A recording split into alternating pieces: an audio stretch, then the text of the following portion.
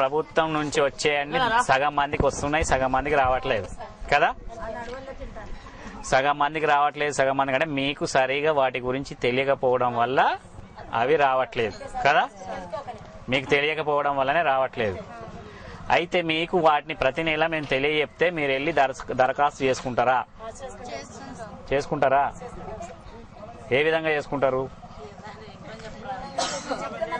మాకు ఇల్లు కావాలని మేము పోతాం.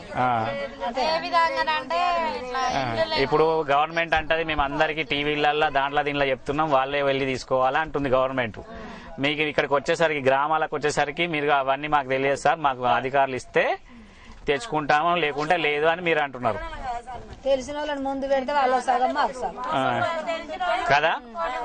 అందుకే మేమేం చేసామంటే, ఇప్పుడు ఇది పత్రిక టీవీ ఛానల్ కాదు, ఇది అందరూ అనుకుంటారు టీవీ ఛానల్ పత్రిక అంటే అన్ని లెక్క కాదు మాది. ఇది మేము ప్రభుత్వం ఏవైతే కార్యక్రమాలు చేపడుతుందో అవి మీలాంటి వాళ్ళకి తెలియదు, ఎవరికైతే తెలియదు అంటారో వాళ్ళ ఇళ్లకు ఊళ్ళకి వెళ్ళి ఇట్లా మీ అన్ని ఇంటర్వ్యూ తీసుకొని మేము అన్ని పేర్లు అన్ని తయారు చేసుకొని మళ్ళీ మీకు ఎక్కడెక్కడ మీరు దరఖాస్తు చేసుకోవాలి, ఎక్కడెక్కడికి మీరు వెళ్ళాలి అనే విషయాన్ని మేము ఆ బుక్కులో ఇస్తాం.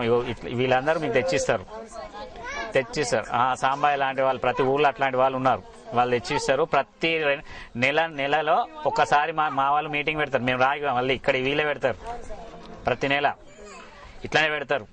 పెట్టినప్పుడు ఏ అప్లికేషన్ ఎట్లా ఇస్తున్న అప్లికేషన్ ఉందో ఆ అప్లికేషన్ ప్రకారం తీసుకోవాలి. ఇప్పుడు ఏదైతే అధికారంలో ఆయన చెప్తాడు ఏ ఆఫీస్కి పోవాలి, విఆర్ఓ ఆఫీస్కి పోవాలా, ఎంఆర్ఓ ఆఫీస్ అడ్రస్ ఎక్కడ ఉంటుంది, ఏ సార్కి ఇవ్వాలి పత్రం, ఏ సార్కి ఫోటో అన్ని జతపరిచేయాలన్నీ ఆయన చెప్తాడు.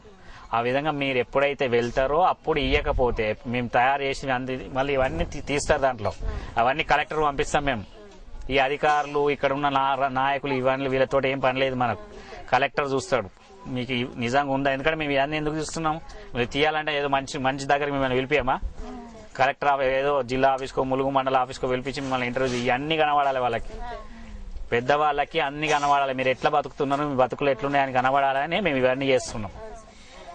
అందుకోసమే వచ్చినాం.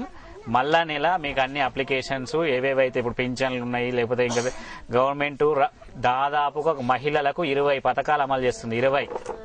20 పథకాల్లో మొదటిది చిన్న పిల్లలకి అంటే 11 సంవత్సరాల నుంచి 14 సంవత్సరాల వరకు సబల పథకం అని అమలు చేస్తుంది. సబల పథకం అంటే ప్రతి ఒక్క ఆడపిల్లని ప్రభుత్వమే చదివిస్తుంది తిండి పెట్టి. మరి ఈ గ్రామంలో ఎవరైనా పోతున్నారా? అట్లా తెలియదు, మీకు తెలియదు. అలానే ప్రతి ఒక్క ఆడవాళ్ళకి, ఇంతకుముందు మీరు చెప్పిన ప్రతి ఒక్క ఆడవాళ్ళకి ఖచ్చితంగా హాస్పిటల్ అనేది ఉండాలి. ఎక్కువ ఇప్పుడు ఒక గ్రామంలో ఆసుపత్రి ఉండకూడదు. లేకపోతే కనీసం నర్స్ అన్న ప్రతి వారానికి 2 సార్లు ఇక్కడికి రావాలి. వస్తుందా? మరి చూస్తుందా మీ పిల్లల్ని? మీరు చూపిస్తారా? ఏ టైంకి వస్తుందా?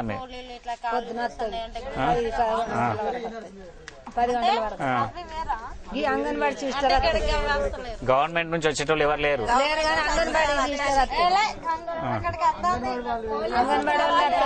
అంగన్వాడీ వాళ్ళు కాదమ్మా, వాళ్ళు వస్తారు మరి.